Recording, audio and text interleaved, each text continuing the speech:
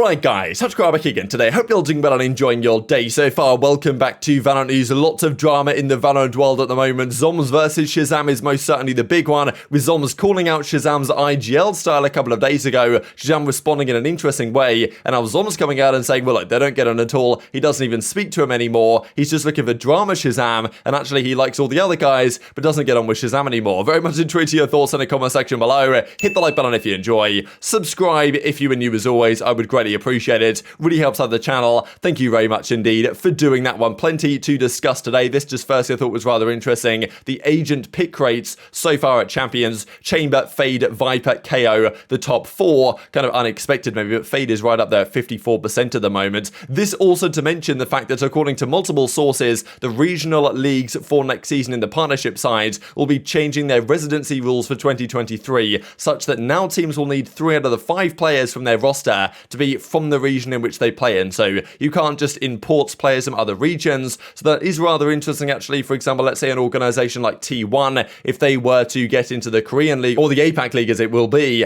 then they'll need 3 out of 5 players to be from that region in order to kind of qualify for being able to play there. So it's an interesting one, but definitely one to stay tuned for going forward. This also, I actually mentioned this in yesterday's video as a possibility. Like if I was an organization like TSM, that I would consider getting the OpTic team if they were available. Now, this doesn't necessarily mean that OpTic don't get into franchising. There's still a decent chance, probably a very good chance, I would say, that OpTic are a team in the partnership league for next season. But if they are not, which of course is far from guaranteed, and TSM were to be, then if the OpTic team wants to be signed as an entire roster with the 5 players plus the coaching staff, then maybe TSM could decide, as maybe they would be entitled to do, like, okay, look, let's just drop our entire organization, our entire roster, and pick up the OpTic team. Because if OpTic don't get into franchising, then that entire roster will need a new home and probably will want to stay together, at which point TSM might be the best positioned organization, given the fact that their team isn't very good at the moment, to do exactly that. So we don't know as yet whether TSM or OpTic are getting in, but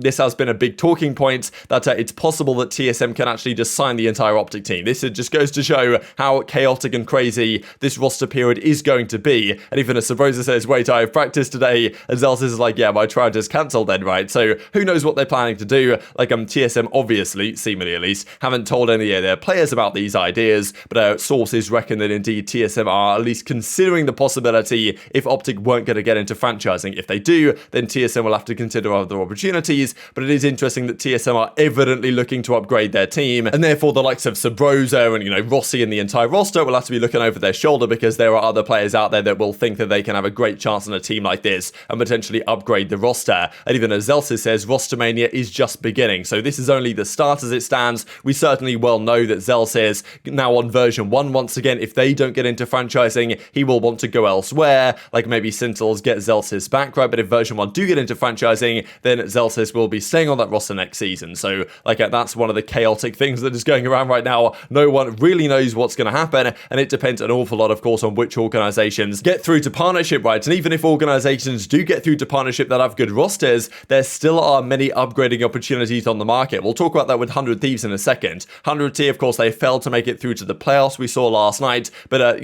still a good performance in their team, all things considered, even making it to champions. But the fact of the matter is, if you're not winning champions, I still think the team is more likely than not to change, given the options that will be there on the market. Now let's talk about this Zombs ShahZaM drama, right? Because these guys, it looked like they got on, especially after, dominating the Masters Reykjavik event a couple of years ago now, winning that event together on Sentinels, dominating the scene as they were. Zombs still admitting he gets on great with the rest of the guys. But on stream a couple of days ago, he was asked, about his time on the Sentinels roster, and says that, he thought that his play on the team was somewhat more, somewhat more passive than it should have been. He was often listening to what ShahZaM was telling him and then just doing that, right, and playing rather passive, whereas he realizes now in certain situations he should have been playing more active and doing a bit more, and was kind of saying, look, ShahZaM, his IGLing style wasn't maybe ideal for that, but Zombs kind of was admitting, at least he believes, to himself that, okay, look, I was also culpable here, right? I was making mistakes, I should have done more. Like, it wasn't necessarily ShahZaM's entire role to micromanage everything I was doing. But then ShahZaM comes back on stream to Zombs and says, well,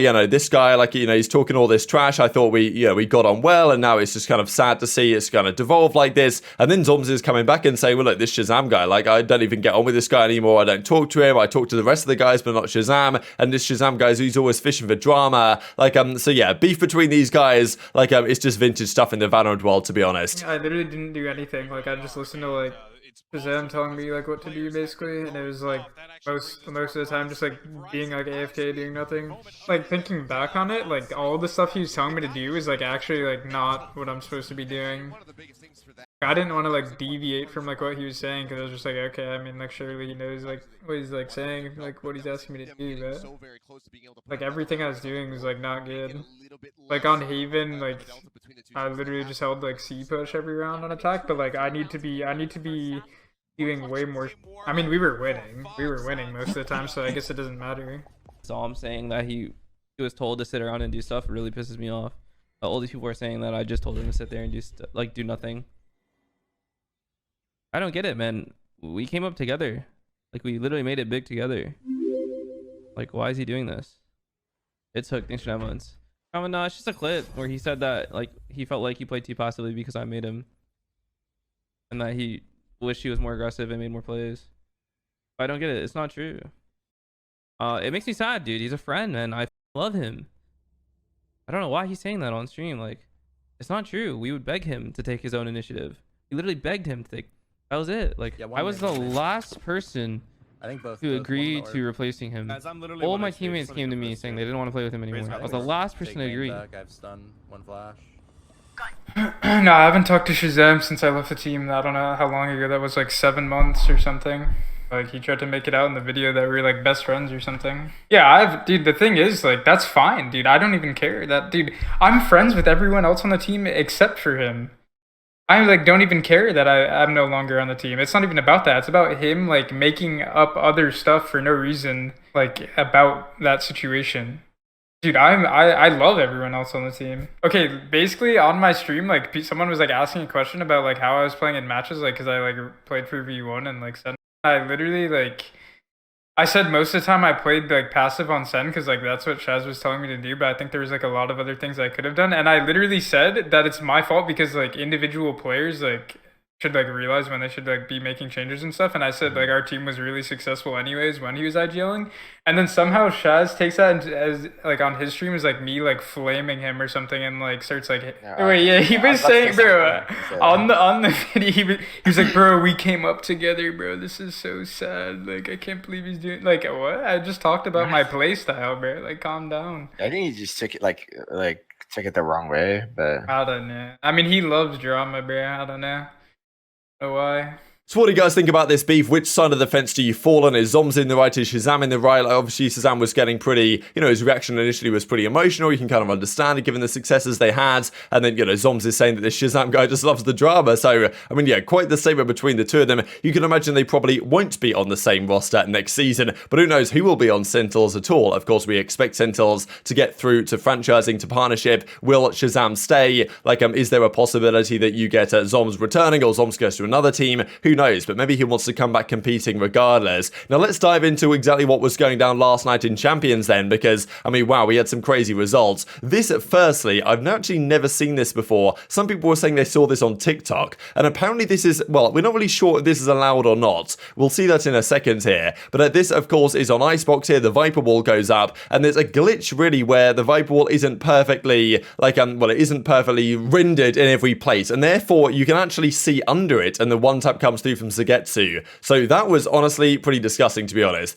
And then very quickly after that, the series was over. I thought that maybe Crew would have a closer fight here, but FPX just dominated the game too. And I mean, yeah, they played pretty stellar. Like they of course lost that one series they played to exit, but apart from that, they were looking very good indeed. And Ardes comes through with the 5-man ace to close out the game. Like, I mean, this guy's been absolutely out of control this entire tournament. Now this from Zagetsu after they won, good game, big respect to Nagzed, all this type of stuff, and then goes on to say, by the way, the wall which I used on Icebox got banned, so you won't be seeing it again. So maybe the developers, or not the developers, but the kind of, I suppose the referees or whatever came to him after the game, were like, yeah, you're not really allowed to use that, so we're going to not allow that to be used anymore. But, you know, still, if it's not allowed to be used, then, you know, surely you'd think that they would maybe take action against the actual, like, the particular usage itself, rather than just say from now on, you're not allowed to use it anymore. I don't really know, but this tweet since got deleted, so maybe he realized the same implication was going to be made. Bit of a strange one, but at FPX advance regardless, no rounds docking or anything like that. And then the second series was also absolutely rapid. Like, Fnatic did exactly what FPX did. I know the first half of the tournament, there was all this talk, wow, EMEA, they've fallen off, right? These EMEA teams, they haven't got what it takes anymore. And then as soon as people started saying that, like, all of Liquid, FPX, and Fnatic qualified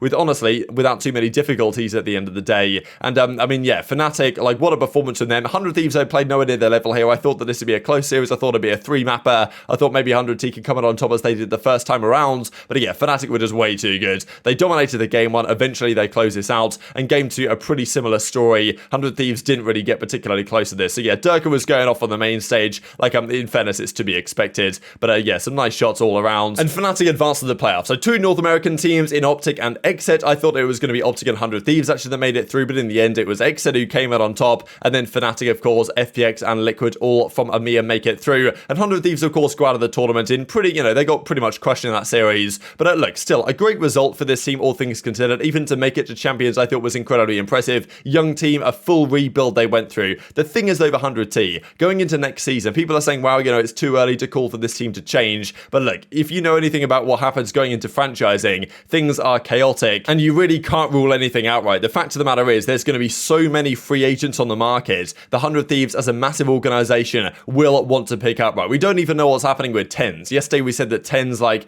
technically he can leave Sentinels. His contract is at an end. If if 100 Thieves give him an offer, he can go there if they want to, right? So that's really the thing here with this 100 Thieves roster, is that I highly doubt it stays the same. Yes, they did great with a young team, but like, there's going to be so many options that they will look at and be like, well, we can't refuse this guy. He wants to join 100T probably, like, if they do get a spot in the partnership league, of course. Like, we have the funds to do it. Like, this team is going to be, I honestly think with work, this team could be very good. I think they proved it, but I don't think this team is ever going to be like #1 in the world or anything, which is where 100 Thieves want to be. So, like, I think they're going to make changes going forwards. What changes they make, honestly, who knows? It depends who's on the market. Which players will stay, tough to say. I think Asuna probably, obviously, has been a staple for their team for quite some time. Will came in as not probably their first option, but I think proved a lot of people wrong. I think Will played great, but he admits here that, he feels like he could have done better here and all this type of stuff. But, I mean, look, as I say, I think they will change. I feel like every team, more than likely, that doesn't win this entire event might end up changing their roster next season. Such is the chaos of franchising. But let's dive into it. So this is how the groups now look, or how the quarterfinals now look. There are 2 games today, 2 games tomorrow. For the first round of the bracket, no rest for the wicked at all. Straight into here, Loud Leviathan. Honestly, like, it's really tough to call, but Leviathan looks so good in the first couple of series. I might just take them to one of them. DRX FPX. Like, I think I've got to take FPX, but I mean, both of these series are absolutely fantastic and really difficult to say who the favorites are. And I'm not going to bother doing an entire bracket prediction because it will certainly go wrong from the very first hurdle. But very much intrigued to your thoughts on all this stuff in the comment section below. Hope you guys enjoyed the video. If you did enjoy it, hitting the like button tells the YouTube gods this is a good video, and also like you should see it as well, and help grow the competitive Valorant community. Thank you as always, take care, and I'll see you next time.